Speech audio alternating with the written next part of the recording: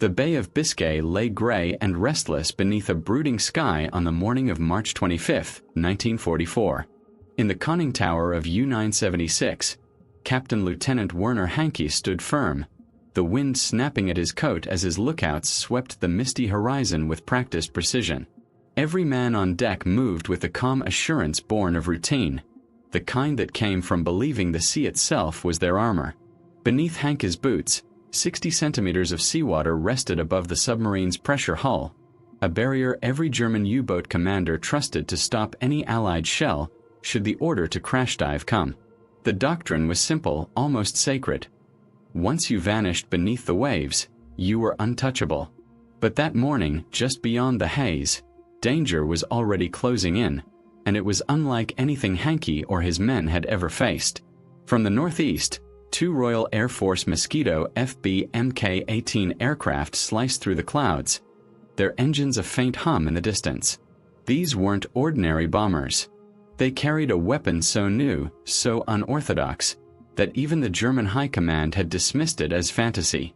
Each Mosquito was armed with a 57mm Mollins gun, a cannon designed not to drop bombs or fire rockets, but to do something previously thought impossible: punch through water and strike a submarine beneath the surface.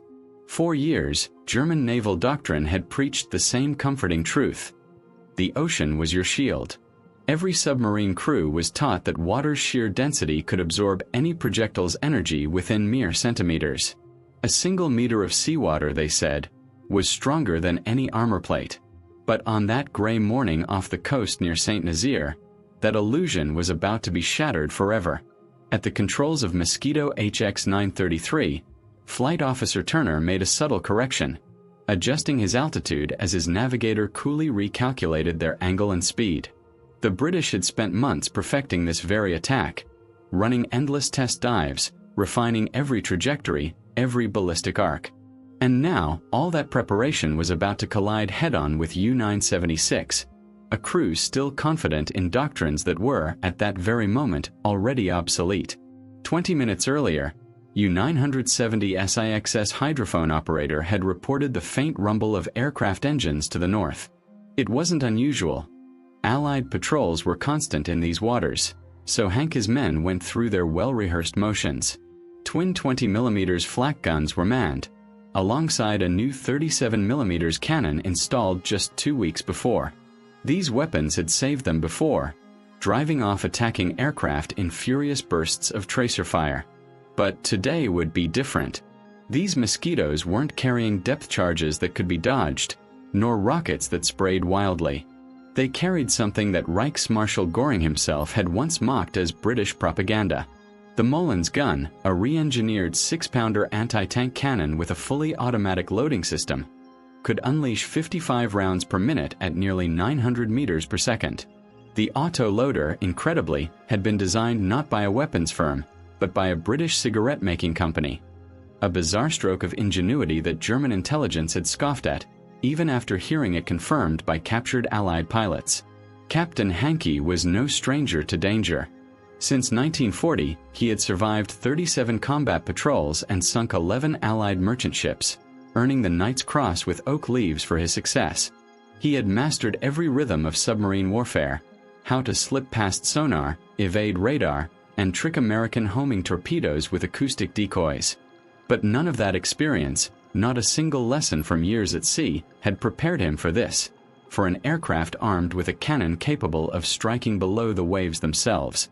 At 2,500 meters, Turner's Mosquito banked hard into a 30-degree dive.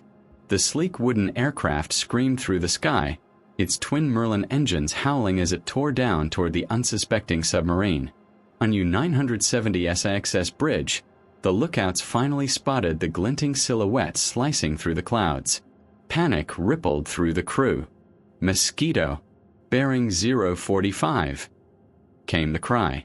The flak gunners spun their weapons skyward and opened fire, the air bursting with tracer rounds and smoke. But the Mosquito was too high, too fast, too steep. It didn't flinch, didn't swerve. It was a hunter closing in, and U-976 was its prey. Their shells splashed uselessly into the gray sea, vanishing in white bursts of foam. Turner held his Mosquito steady, hands firm on the controls as he lined up his target. The twin Brownings roared to life, tracers stitching across the waves like fiery threads, marking the path toward their prey. Then, with his aim locked, Turner squeezed the trigger. At 9:37 and 12 seconds, the first 57mm round tore free from the Mullins gun, a solid spear of steel, followed by 5 more in lightning-fast succession. Each shell, 6 pounds of hardened death, screamed through the air before plunging into the sea just meters in front of U-970 SIX's bow. Inside the submarine, the world erupted in chaos. The diving alarm wailed, echoing through the narrow steel corridors as men sprinted to their stations. The clang of hatches, the thud of boots, the shouted orders, all blending into one frantic symphony of survival. Captain Hankey barked commands, ordering a crash dive, the same maneuver that had saved countless U-boats before. The diesel engines cut out, replaced by the low hum of electric motors. Bow planes tilted downward, and the submarine began to sink into the depths, its crew believing that once more the sea would shelter them. But this time, the ocean had turned against them. The first shell struck the water barely 20 meters ahead, slicing through the waves without losing its deadly stability. Its speed dropped from 890 meters per second to around 600, but that was still enough to make it unstoppable. It tore through the submarine's hull like paper. A violent crack echoed through the pressure hull as the projectile ripped into the forward torpedo room. Seawater exploded inward with terrifying force. 2 sailors were killed instantly, torn apart by shards of steel. Others were flung against bulkheads as a wall of freezing water surged through the compartment. A second shell smashed through the control room, flooding it with a choking mix of seawater and hydraulic oil. Charts disintegrated, equipment sparked, and the floor tilted as the submarine began to die. Hank's voice cut through the chaos, shouting for the ballast tanks to be blown, but the ocean was already claiming them. The crash dive, their sacred maneuver, had failed them completely. Above, Turner pulled his Mosquito out of the dive, banking sharply and climbing back toward the clouds. His wingman, Flight Officer Hilliard, dove next, lining up on the already crippled submarine. U-976 was sinking fast, but Hilliard finished the job. 2 more shells slammed home, shattering the hull just 15 meters below the surface. Compartments imploded. Lights flickered out. By 9:42 hours, barely 7 minutes after the attack began, U-976 was gone.